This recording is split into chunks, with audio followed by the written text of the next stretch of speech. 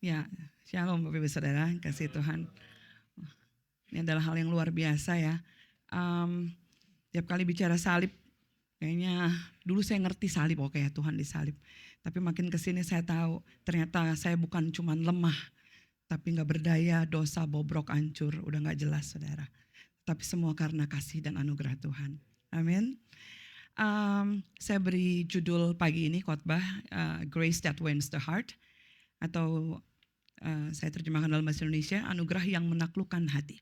Sebelum kita membahas poin keempat dari tulip, ya, yaitu irresistible grace, saya akan mengingatkan kembali kepada kita bahwa tulip adalah singkatan akronim dari TULIP, singkatan dari 5 prinsip utama dalam teologi reform yang menjelaskan bagaimana Allah menyelamatkan manusia berdosa. Ini bukan sistem buatan manusia, saudara, tapi upaya untuk merangkum kebenaran Alkitab secara utuh. Ya. Yang pertama total depravity atau kerusakan total. Kita tahu kita semua telah jatuh dalam dosa. Ini prinsip yang pertama. Secara rohani mati, kita tidak mampu mencari Allah atau memilihnya tanpa pertolongan dari luar diri kita. Itu total depravity. Lalu yang U, unconditional election atau pemilihan tanpa syarat. Allah memilih orang-orang untuk diselamatkan bukan berdasarkan perbuatan atau pilihan mereka, tetapi karena kasih dan kehendaknya yang bebas. Jadi ya udah tanpa syarat diberikan keselamatan dan dia pilih, Allah pilih. L, limited atonement atau penebusan terbatas, penebusan efektif. Kristus mati secara efektif untuk menebus orang-orang pilihannya. Penebusannya tidak gagal, maka disebut efektif. Tapi pasti berhasil. Wah. Dan hari ini kita masuk pada poin yang keempat. Jadi gak lama lagi saudara ya, TULI sekarang P minggu depan.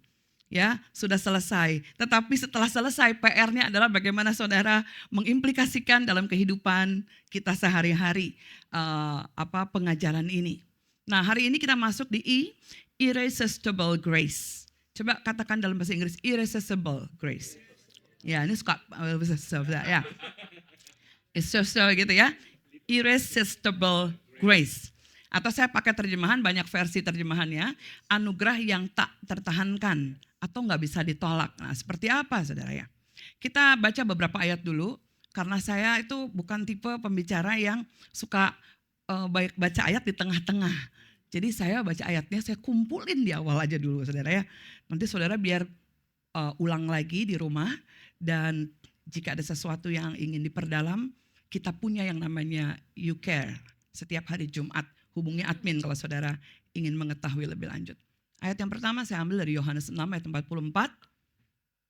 Tidak ada seorang pun yang datang kepadaku, jikalau ia tidak ditarik oleh Bapa yang mengutus aku. Dan ia akan kubangkitkan pada akhir zaman. Ini belum apa-apa udah. Jadi tidak ada seorang pun yang dapat datang kepadaku, jikalau ia tidak ditarik oleh Bapa yang mengutus aku. Dan ia akan kubangkitkan pada akhir zaman. Yohanes 6:65. Lalu ia berkata, sebab itu telah kukatakan kepadamu, tidak ada seorang pun dapat datang kepadaku jikalau Bapa tidak mengaruniakannya kepadanya. Gak ada sama sekali andil. Masih ada ayat lain ya. Aduh, Yohanes 3 sampai 8, Yesus menjawab katanya, aku berkata kepadamu sesungguhnya jika seorang tidak dilahirkan kembali, ia tidak dapat melihat kerajaan Allah. Kata Nikodemus kepadanya, bagaimana mungkin seorang dilahirkan kalau ia udah tua?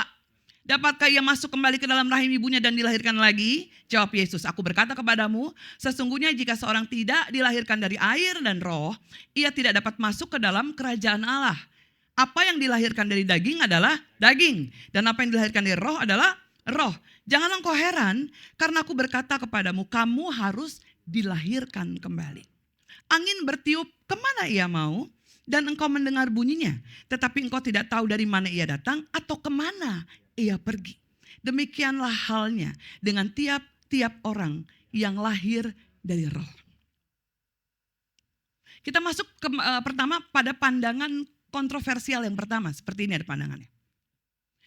Mengapa anugerah seolah-olah diberikan kepada orang yang gak mau diselamatin? Gak mau diselamatkan. Kalau diselamatin jadi kayak selamatan. Jadi beda artinya ya. tapi tidak diberikan kepada orang yang mau diselamatkan. Pertanyaan ini sering kita gini, jadi kayak ini. Kesian banget sih, padahal itu orang pengen banget diselamatin. Tapi karena anugerah gak memilih dia, masuk neraka deh dia. Ini kontroversi pandangan yang pertama. Kita pun sering berpandangan itu kan. Terus kenapa yang ini penjahat banget gitu. Tiba-tiba dapat satu kesempatan. Tiba-tiba kok diterima gitu. Seolah-olah kayak Tuhan tuh kok pilihnya kok ke situ. Kita suka pikir itu, ini kontroversi yang pertama. Ternyata pandangan ini gak tepat, saudara. Karena Roma 3 ayat 10 ditulis gak ada yang benar. Seorang pun tidak, gak ada yang mencari Allah. Jadi itu isu terbohong kalau ada orang yang bilang, ada orang kesian loh kelompok yang ingin diselamatkan tapi kok anugerah gak memilih dia. Gak pernah. Kita gak pernah memilih untuk diselamatkan. Bahkan kita berseteru dengan Allah. Jadi itu bohong, itu pandangan hoax. Tapi kita berpikir itu adalah pandangan yang tepat sehingga ada kelompok yang kasihan banget. Ada kelompok yang kegeeran banget. Itu ekstrimnya. Ini kontroversi pertama. Semua orang telah kehilangan kemuliaan Allah. Dalam Roma dikatakan. Paulus mengutip dari Mazmur 14 ayat 1-3 dikatakan seperti ini.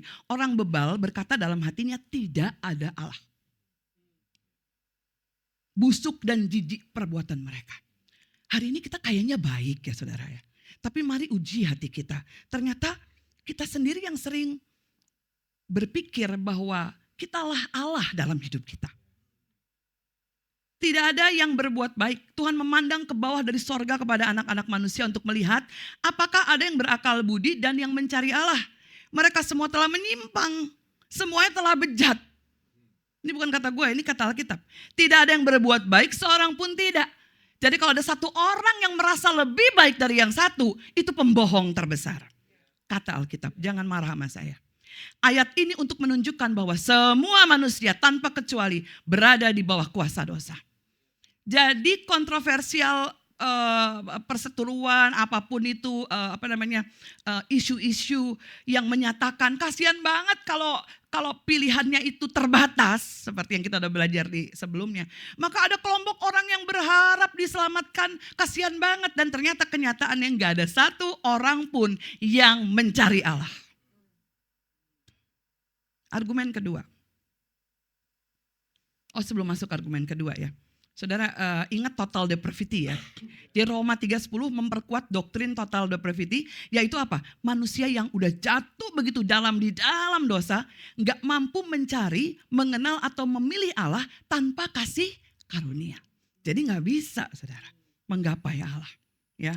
Jadi tidak ada yang memiliki kebenaran sendiri yang cukup untuk diterima Allah.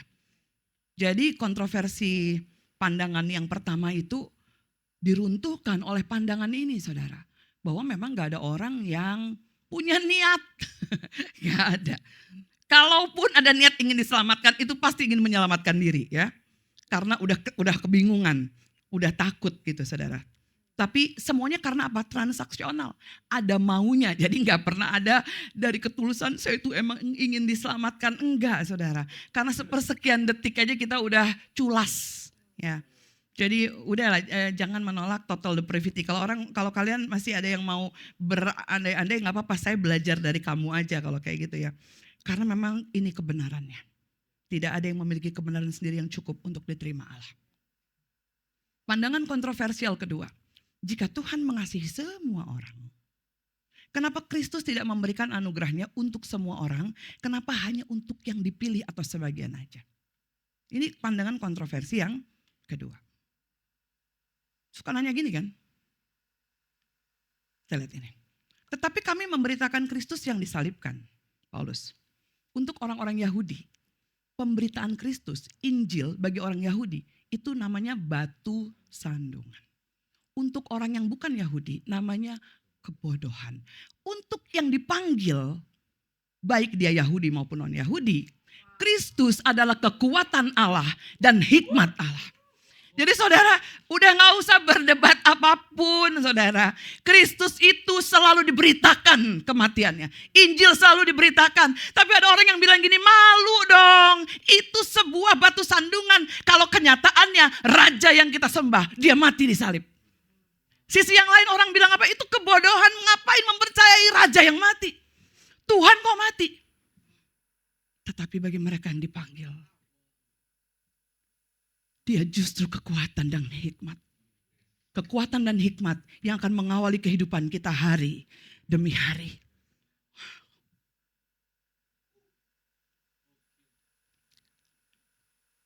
Stefanus bilang gini di dalam Kisah Para Rasul 7:51. Hai orang-orang yang keras kepala, yang tidak bersunat hati dan telinganya. Kamu selalu menentang Roh Kudus. Sama seperti nenek moyangmu, demikian juga kamu. Stefanus mengatakan ini kepada orang Yahudi yang sekalipun Injil diberitakan, namun tetap menolak Roh Kudus. Roh Kudus memanggil orang itu untuk percaya secara apa? Umum, eksternal. Namun kepada mereka yang dipilih, Roh Kudus itu memperdengarkan firman secara internal. Ini yang disebut dengan internal call atau effectual call atau irresistible call. Belum masuk ke grace, saudara. Ingat peristiwa penyaliban saat dua orang penjahat di kiri dan kanan Yesus. Mereka sama-sama butuh pengampunan, ya kan? Mereka sama-sama mendengar saat Yesus berkata, "Ya Bapa, ampunilah mereka, sebab mereka tidak tahu apa yang mereka perbuat." Roh Kudus memanggil mereka secara umum, secara eksternal kepada dua si kiri kanan itu. Itulah yang disebut panggilan umum. Semua orang mendapat kesempatan yang sama. Dipanggil secara umum dengan panggilan yang sama. Tetapi kenapa hanya satu yang bertobat? Itu karena bagi orang yang dipilih, Roh Kudus memperdengarkan firman secara internal di dalam hati orang tersebut. Paham? Ini yang dinamakan irresistible grace. Udah masuk grace sekarang. Yes. Makanya grace that wins the heart. Saya ngobrol sama si Yusak. Ini kasih karunia atau anugerah yang memenangkan hati atau menaklukkan hati ya. Yusak bilang gini. Menaklukkan walaupun konotasinya agak menyeramkan. Saya bilang gini, saya pilih menaklukkan. Karena kalau memenangkan hati itu menang kalah. Kalau takluk udah kadak cerita lagi. Saudara. Makanya saya kasih judul Grace That Wins the Heart. Kasih karunia atau anugerah yang menaklukkan hati. Oke, kita belajar saudara, baru masuk ya. Keunikan dari kasih karunia ini. Anugerah sebagai hadiah bukan upah. Jadi Efesus 2 ayat 8-9, sebab karena kasih karunia kamu diselamatkan oleh iman, itu bukan hasil usahamu tetapi pemberian Allah. Anugerah ini bersifat monergistik. Apa itu monergistik saudara? Monergisme atau pandangan tentang Allah sendiri yang bekerja untuk keselamatan manusia. Tanpa kontribusi kehendak bebas manusia. Bukan sinergisme, bukan sinergi.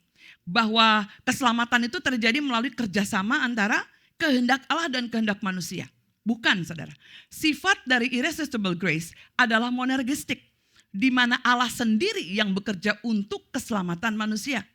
Waktu Lazarus dibangkitkan, bukan Lazarus yang memilih untuk bangkit.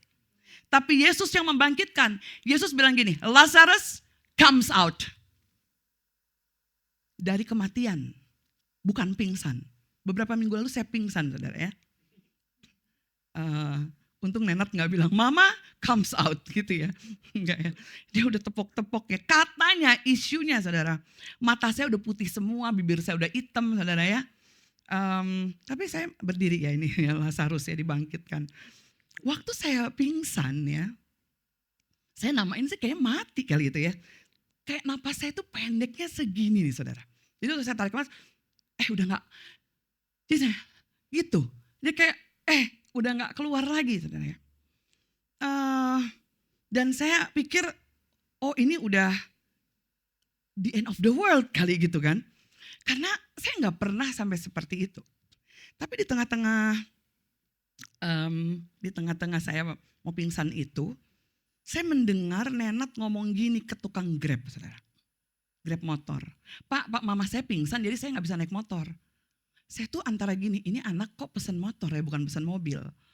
Apa dia pikir gue mau goncengan sama si bapaknya gitu kan. Gimana caranya? Ternyata Nenat pikir saya tuh baik-baik aja.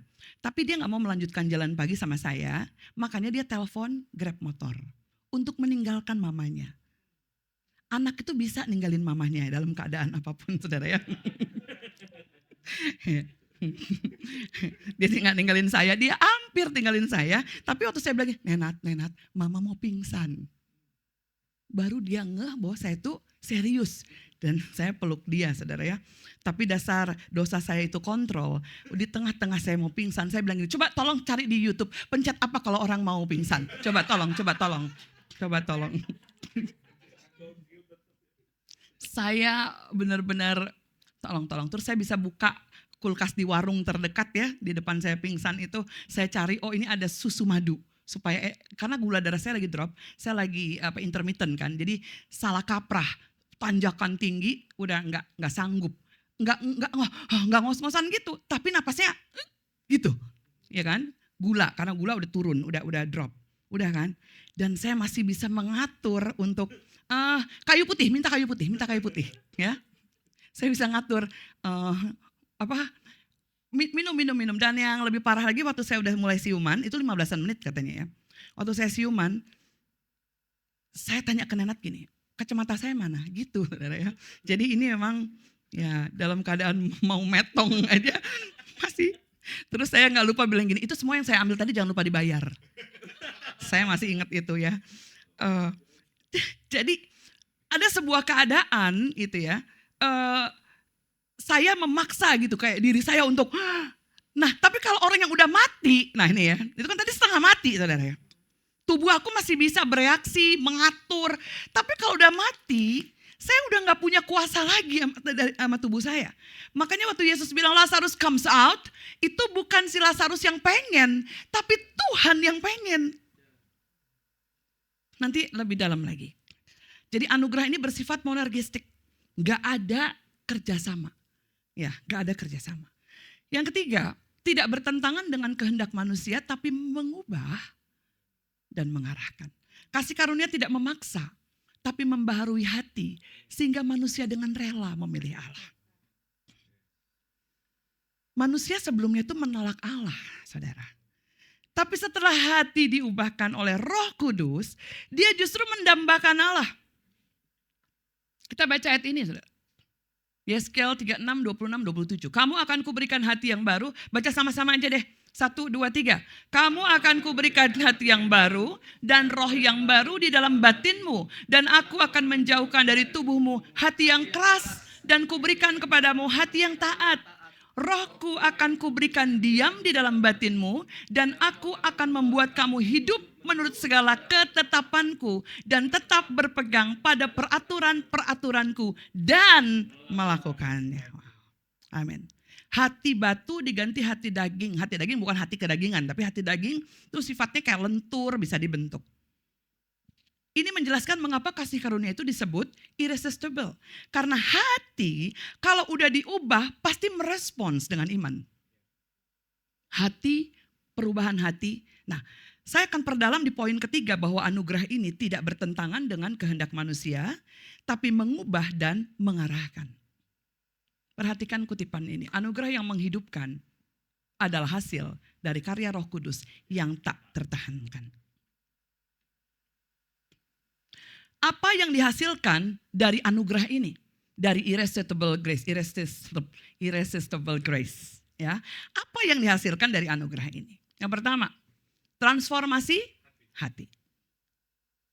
Dari batu jadi daging. Allah nggak hanya memberi perintah tapi juga memberi kemampuan untuk taat. Dia menyediakan satu paket, gak cuma memerintahkan tapi memberi kemampuan untuk taat. Karena hati yang sudah ditransformasi. Yeskel 36 ayat 26-27 tadi. Akan kuberikan hati yang baru, roh yang baru dalam batinmu. Aku akan menjauhkan dari tubuhmu hati yang keras dan kuberikan kepadamu hati yang taat. Tanpa pekerjaan Roh Kudus, hati manusia adalah hati batu. Keras, tidak peka, menolak Allah. Ingat tadi pemberitaan pertama, menolak. Pekerjaan Roh Kudus itu apa? Mengubah hati menjadi hati daging supaya apa sifatnya lembut, responsif dan terbuka pada kebenaran. Apalagi yang dilakukan oleh anugerah ini? Roh Kudus bekerja secara misterius namun pasti. Roh Kudus bekerja tidak terlihat tapi nyata dan berdampak seperti angin. Ingat ayat sebelumnya ya.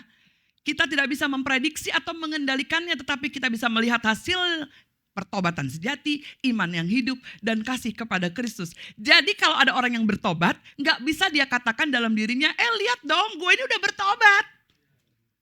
Gue ini baik loh. Gue ini tulus loh. Gak bisa, saudara. Yang bisa merasakan adalah orang lain. Itu seperti angin yang gak tahu dari mana, mau kemana, tapi bisa dirasakan.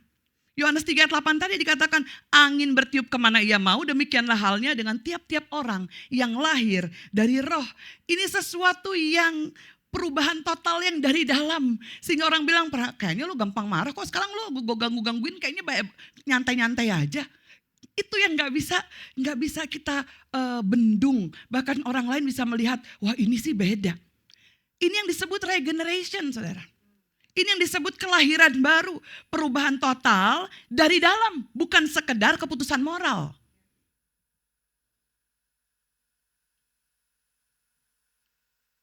Apalagi yang dikerjakan oleh anugerah ini? Bukan sekedar ajakan, tapi penciptaan kehidupan baru. Anugerah ini bukan hanya membujuk atau mengajak, tetapi menciptakan kehidupan rohani yang sebelumnya tidak ada. Ini seperti kisah si Lazarus tadi. Yesus memanggil orang mati keluar dari kubur dan orang itu hidup kembali. Itu bukan undangan biasa. Itu adalah panggilan efektif, penuh kuasa yang mampu menghidupkan yang mati. Ini yang anugerah bisa lakukan di dalam kita. Jadi bukan sekedar ajakan, bukan bujukan kayak manusia mau bujuk sesuatu, yuk ikut aja deh. Tetapi anugerah ini justru menciptakan kehidupan yang mati dibuat hidup kembali. Apalagi penerangan pikiran dan penggerakan kehendak. Roh Kudus menerangi mata hati, membuka pemahaman kita tentang Injil. Dia juga membengkokkan kehendak yang tadinya menolak Kristus menjadi rindu untuk datang kepadanya. Ini semuanya tentang sebuah pribadi yang ketiga, sebuah pribadi ketiga dari Tritunggal yang dinamakan Roh Kudus. Tidak seorang pun datang kepada Kristus tanpa Roh Kudus, saudara. Tapi siapa yang dipanggilnya tidak akan gagal datang. Saya mengutip tulisan dari buku The Power of Holy Spirit's Name dari Tony Evans. Ini pakai bahasa Indonesia ya, seperti Pak Gem ya. Roh Kudus adalah pribadi yang paling sering disalahpahami, disisihkan, disalahgunakan, dan kurang dihargai dalam Tritunggal. Di satu sisi dia diabaikan, di sisi lain dia dibesar-besarkan secara tidak tepat. Kedua ekstrim ini membatalkan atau membatasi karyanya di dalam dan melalui umat Allah. Wow, bertobatlah kita ya. Ada paham yang ekstrim menolak, nggak percaya. Tapi ada yang membesar-besarkannya, ini seperti kuasa seperti jin yang mampu membuat apa yang kita minta itu terjadi. Makanya banyak orang di zamannya itu suka pegang apa yang kita mau gitu ya. Dalam nama Yesus, Roh Kudus, Roh Kudus, Roh Kudus, saudara ya. Kasihan kalau Roh Kudus bisa ngomong. Dia itu pribadi yang paling sering disalahpahami. Bahkan waktu dia lagi ngomong yang benar, disisihin. Bukan gitu Rea, itu salah, gak tepat loh. Diam, disisihin, giliran dia ngomong yang benar disisihin. Tapi kalau ada sesuatu yang kita pikir kita layak menerimanya, maka kita akan besar-besarkan Roh Kudus. Kita kayak sembah-sembah, ayo dong bekerja, bekerjalah Roh Kudus, bekerja. Sehingga sampai kita marah waktu kita berdoa di dalam nama Yesus, orang yang sakit justru mati. Dan kita merasa, di mana kuasanya? Roh Kudus itu pribadi yang paling sering tidak mengalami penghargaan di dalam kerjasama Tritunggal. Padahal keselamatan itu adalah karya Allah Tritunggal. 3. Tadi waktu Mei bagikan ya tentang Tritunggal. Jadi Allah Bapa yang merencanakan decree of salvation, Allah Anak yang menggenapkan di dalam sejarah, accomplishment of salvation. Tapi ada Allah Roh Kudus juga yang menerapkan keselamatan dalam hati kita. Application of salvation. Keselamatan tanpa aplikasi bukan keselamatan. Orang hanya mendengar kisah tentang Yesus dari zaman ke zaman. Tetapi dalam aplikasinya, siapa yang menjadi dasar dari kehidupanmu? Apakah Roh Kudus atau roh yang lain? Seperti Yohanes 3 ayat 3 dan 5 tadi bilang kan, Yesus menjawab katanya, aku berkata kepadamu sesungguhnya jika seorang tidak dilahirkan kembali, ia tidak dapat melihat kerajaan Allah. Jawab Yesus, aku berkata kepadamu, sesungguhnya jika seorang tidak dilahirkan dari air dan roh, ia tidak dapat masuk ke dalam kerajaan Allah. Jadi jelas bahwa pekerjaan Roh Kuduslah yang memampukan orang bahkan memahami arti dari regeneration atau kelahiran baru. Dibilang regeneration, dalam Reformation Study Bible dikatakan kelahiran baru adalah tindakan Allah saja. Dia memperbarui hati manusia dan menghidupkannya saat sebelumnya mati. Kita ini udah mati.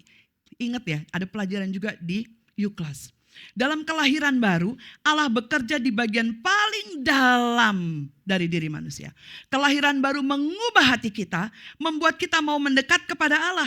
Iman adalah hasil dari kelahiran baru. Artinya kelahiran baru terjadi lebih dulu sebelum orang bisa percaya. Dilahirkan kembali dulu, saudara. Dan kerjanya tuh di tempat yang paling dalam. Roh Kudus itu seperti air. Air mengalir itu kemana, saudara? Air mengalir ke bawah, makin ke dalam menuju ke akarnya, saudara. Air gak pernah, dia mau lompat segimanapun, dia pasti akan tetap ke bawah lagi. Kenapa? Karena memang yang harus diairi, yang harus dibenahi itu akar kita. Ingat waktu Pak Gem bicara soal siapa yang menjadi pondasi atau pusat hidup kita. Makanya kenapa pekerjaan Roh Kudus itu selalu memainkan peranan di tempat-tempat yang tersembunyi. Orang gak tahu siapa kamu, tapi Roh Kudus mengenali siapa kamu. Dan dia yang membuat kita insyaf setiap hari. Kita bisa mengkalibrasi hati kita sebab kita tahu bahwa tanpa aliran air itu kita cuma seperti boneka. Kita merasa kehidupan ini itu seperti robot.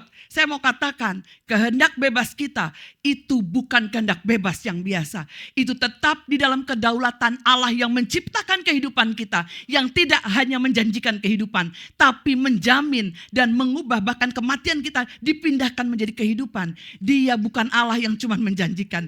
Dia ambil alih hidup kita. Itu Tuhan kita, saudara. Waktu Daud menyadari, kurang apa sih jahatnya dia?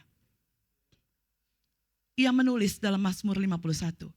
Jadikanlah hatiku tahir ya Allah. Dan perbaharuilah batinku dengan roh yang teguh. Dalam bahasa aslinya dikatakan itu create in me a clean heart. Bukan reparasi hati, tapi ganti hati. Kalau reparasi kamu pasti pakai hati yang lama. Bukan reparasi, tapi mengganti hati. Daftar dosa Paulus, dulu namanya Saulus, menganiaya gereja dan orang Kristen, membunuh dan terlibat dalam pembunuhan, memaksa orang Kristen menghujat Yesus, menolak dan melawan Yesus sebagai Mesias. Tapi dalam 1 Timotius 1:12-16, ini pernyataan si Rea itu. Ini gak ada bedanya kan sama saya ya. Dia bilang gini, aku bersyukur kepada Dia yang menguatkan aku, yaitu Kristus Yesus Tuhan kita. Karena Ia menganggap aku setia dan mempercayakan pelayanan ini kepadaku. Aku yang tadinya seorang penghujat dan seorang penganiaya dan seorang ganas, tetapi aku telah dikasihinya. Karena semuanya itu telah kulakukan tanpa pengetahuannya itu di luar iman. Malahan kasih karunia Tuhan kita itu telah dilimpahkan kepadaku dengan iman dan kasih dalam Kristus Yesus. Perkataan ini benar dan patut diterima sepenuhnya. Kristus Yesus datang ke dunia untuk menyelamatkan orang berdosa. Dan di antara mereka akulah yang paling berdosa. Tetapi justru karena itu aku dikasihani. Supaya dalam diriku ini sebagai orang yang paling berdosa, Yesus Kristus menunjukkan seluruh kesabarannya. Dengan demikian aku menjadi contoh bagi mereka yang kemudian percaya kepadanya dan mendapat hidup yang kekal. Ingat waktu Tuhan Yesus bilang apa? Saulus, Saulus, mengapa kamu menganiaya aku? Kurang apa lagi saudara? Tapi mengapa ada pembaharuan yang dinyatakan dalam 1 Timotius 1, 12, 16? Karena pekerjaan Roh Kudus. Anugerah Allah tidak bekerja dengan cara memaksa dari luar, tapi dengan kuasa dari dalam yang mengubahkan hati. Orang percaya akhirnya datang kepada Yesus bukan karena dipaksa, melainkan karena hatinya sungguh-sungguh ingin datang. Dan keinginan itu muncul sebagai hasil karya Roh Kudus. Saudara, kalau bicara irresistible grace, kasih karunia yang tidak terbantahkan, tentu saja tidak terbantahkan. Ini bukan kedaulatannya Allah sekedar itu, bukan kesewenang-wenangannya Allah, bukan kemahabesaran Dia, sehingga semua orang rasanya yang pasti aja dong, gak mungkin bisa menolak. Bukan itu saudara. Tetapi ini adalah pekerjaan dari Roh Kudus yang menghidupi kembali hati yang mati, kehidupan yang mati. Sehingga roh kita mampu berkata bahwa kita itu mengasihi Allah. Bahwa kita membutuhkan Tuhan lebih dari apapun. Ini sepenuhnya hasil karya Roh Kudus. Kalau tidak tertahankan atau tidak terbantahkan, karena hatimu sudah diubah oleh Tuhan. Selama hatimu masih keras, kamu tidak pernah mengizinkan Roh Kudus mengambil alih. Tidak ada kelahiran baru di dalam roh jiwa tubuhmu. Maka kamu hanya seperti orang yang seperti naik turun, naik turun, naik. Kamu gak bisa mensyukuri kehidupanmu sebagaimana Tuhan telah mengubah hati orang. Kalau si Rea gak diubahkan, saya hari ini gak ada di hadapan Bapak Ibu Saudara. Karena kebodohan-kebodohan yang saya lakukan. Karena kegagalan-kegagalan yang saya lakukan. Karena frustrasi yang begitu panjang dalam hidup saya. Tetapi karena dia deal bukan kepada apa yang terlihat. Itu yang membuat saya tahu. Kalau saya sekarang berseru, aku percaya kepadamu. Aku membutuhkan Engkau Tuhan. Itu bukan karena semata-mata casingku yang dirubah, tetapi kedalaman hatiku. Orang lain gak ada yang tahu. Saudara, banyak orang berhadapan dengan orang yang sikapnya menjengkelkan. Kita itu berpikir orang itu adalah si penjahat yang tidak mungkin bisa dirubah. Tetapi percayalah, Roh Kudus menampilkan sesuatu yang pinter banget kita sembunyikan. Bahkan bertahun-tahun dalam hidup kita. Ia menyelami kedalaman hati kita. Itu seperti air yang mengalir, bahkan dikatakan Roh Kudus yang mampu menerjemahkan bahasa air mata keluh kita supaya kita dapat bercakap-cakap dengan Allah. Itu Roh Kudus saudara. Bukankah ini suatu berita yang menyenangkan? Ini berita baik, bukan upayamu. Tapi kalau ada hati yang masih keras, dia pun terus bekerja untuk membuat hatimu diperbaharui lagi, diganti, bukan reparasi, diganti total. Artinya dia deal. Kalau manusia memandang hatimu sebatas pandangan manusia saja, mereka akan bilang emang jahat, emang gak bisa dikasih tahu, emang keras, emang sok tahu. Penghakiman demi penghakiman. Tetapi dia datang seperti angin, lembut, gak tahu dari mana, kapan momennya, gak bisa diprediksi. Saudara gak bisa menyangka bahwa saudara telah dibawa. Itulah irresistible grace saudara. Kamu gak sadar tapi kamu sudah selamat. Kamu gak menyadari tapi kamu dipindahkan dengan caranya yang ajaib. Bukan kita yang bilang, oh aku udah pindah nih, aku udah hebat nih, aku udah. Bukan, kita gak sadar bahkan hati kita aja masih deal. Aduh gak layak, ini gak layak. Tapi posisi kita sudah dipindahkan saudara. Ini yang disebut gak bisa ditolak. Ini yang disebut anugerah, yang gak bisa ditolak. Kita sih nolak terus. Bahkan masih ada dosa yang mungkin kita sembunyikan, bahkan kita masih aktif lakukan. Tetapi itulah irresistible grace. Gak bisa menahan lagi. Kenapa? Karena waktu hati diperbaharui, maka kehendak apapun yang sempat bengkok, dia kembali luruskan. Dia kembalikan kepada tracknya saudara. Dan itulah Roh Kudus yang ada di dalam hati kita. Jangan lagi membingungkan diri kita dan menyalahgunakan Roh Kudus. Itu pribadi yang paling mengenal kedalaman hati kita. Karena dari Roh Kuduslah kamu bisa mengaplikasi yang namanya keselamatan.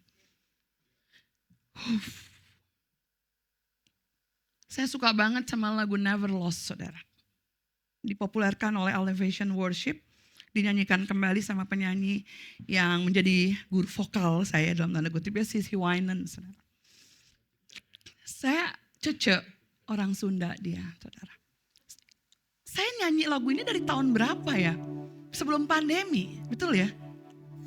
Tapi saya nggak tahu bahwa lirik ini tuh Irresistible Grace. Karena saya cari lagu tentang Irresistible Grace tuh nggak nemu-nemu. Tapi tiba-tiba ada kata-kata ini. Di bait kedua terutama ya. Katanya gini, everything's possible by the power of the Holy Ghost. Peran Roh Kudus yang mengubah hidup kita, gak ada yang mustahil waktu Roh Kudus bekerja. A new wind is blowing right now. Gambaran tentang kebangunan atau pembaharuan rohani. Roh Kudus digambarkan seperti angin yang datang dan menghidupkan. Jangan hakimi orang lagi, saudara. Kita gak tahu angin itu tiba-tiba udah mengubah dan wow. Jangan putus untuk menceritakan kecantikan, keindahan Injil dalam hidup kita. Karena kita gak tahu angin mau bawa orang itu gimana. Dari mana kemana. Toto kita bisa melihat wow. Bahkan orang pun akan bilang, loh Rea kok jadi beda. Dan itu bukan karena saya yang mempoles. Polesan luar bisa luntur saudara. Tapi yang di dalam gak bisa membohongi. Lalu lirik lagunya bilang gini, breaking my heart of stone, taking over like it's Jericho. Hati batu, simbol keras kita terhadap Tuhan. Jericho, simbol benteng atau tembok kuat itu runtuh oleh kuasa Allah. Tuhan menghancurkan pertahanan dan kekerasan hati, membawa pertobatan dan perubahan total. Itu irresistible grace. And my walls, kebanggaanku, batasanku, ketakutanku, pertahananku runtuh ketika Tuhan bekerja. Irresistible grace gak bisa ditahan. Ini momen penyerahan dan kelepasan total. Lagunya tuh kalau saudara tahu kayak gini. Ini bait yang kedua yang tadi saya omongin ya. Everything's possible by the power of the Holy Ghost. A new wind is blowing right now. Breaking my heart of stone, taking over like it's Jericho. And my walls are all crashing down. Right now, I know you're able. My God, come through again. Terus bilang gini refnya. You can do all things. You can do all things but fail. 'Cause you've never lost a battle. No, you've never lost a battle. And I know you never will. Dia tuh gak pernah bisa terkalahkan. Mau keras hati kayak apapun, dia tetap memenangkan pertandingan di hati kita. Itu anugerahnya. Irresistible grace adalah anugerah Allah yang tidak tertahankan dan tidak terkalahkan karena bekerja secara efektif dalam hati orang-orang pilihannya. Irresistible grace adalah kasih karunia yang memastikan keselamatan, bukan hanya menawarkan kemungkinan. Tuhan tidak pernah kalah dalam pertempuran hati manusia.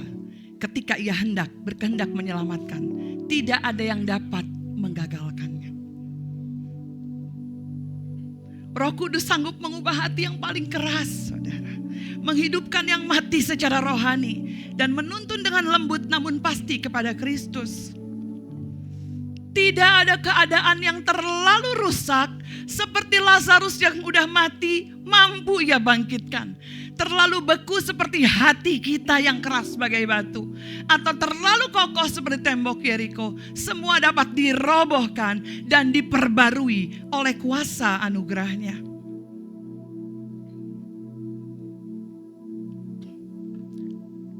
Inilah anugerah yang tidak memaksa dari luar, tetapi menaklukkan dari dalam. Mengubah keinginan, membuka mata, dan membangkitkan kasih kepada Sang Juru Selamat. Mari nikmati anugerah Tuhan sebagai sesuatu yang deal di dalam hati kita Sehingga kita tahu kalaupun ada sesuatu yang indah yang mampu kita pancarkan kepada sesama kita, itu semua bukan tentang kita lagi, tapi karena Dia yang mampu mengubah, bahkan masuk ke dalam kedalaman hati kita, mengubah keinginan, membuka mata, membangkitkan kasih kepada juru selamat kita. Amin. Soli Deo Gloria. Tundukkan kepala, kita berdoa. You can do all things. You can do all things but fail. 'Cause you've never lost a battle. No, you've never lost a battle. And I know you never will. Oh, you can do all things. Oh, yes. You can do all things but fail. 'Cause you've never lost a battle. No, you've never lost a battle. And I know you never will.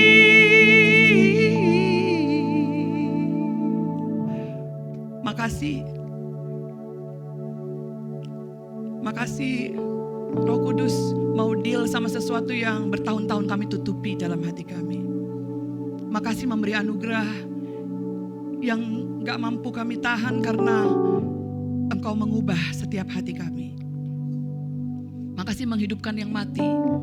Makasih meruntuhkan kekerasan hati dan mengganti hati batu kami, Tuhan. Terima kasih. Kami terima anugerah-Mu dengan ucapan syukur. Siapa kami, Tuhan? Terima kasih, Tuhan. Terima kasih. Makasih menyadari betapa berdosanya, penjahatnya kami, gak layaknya kami. Tapi Engkau mau deal, bahkan mau ganti hati yang busuk dan jahat ini menjadi hati yang mau dibentuk, gak berbantahan lagi. Makasih Tuhan, makasih Roh Kudus, makasih. Terima kasih. Kami bersyukur Tuhan, terima kasih. Biarkan terus karya Roh Kudus-Mu itu Tuhan, yang melembutkan, membentuk, mengkalibrasi setiap hati. Terima kasih. Terima kasih, bersyukur Tuhan, terima kasih.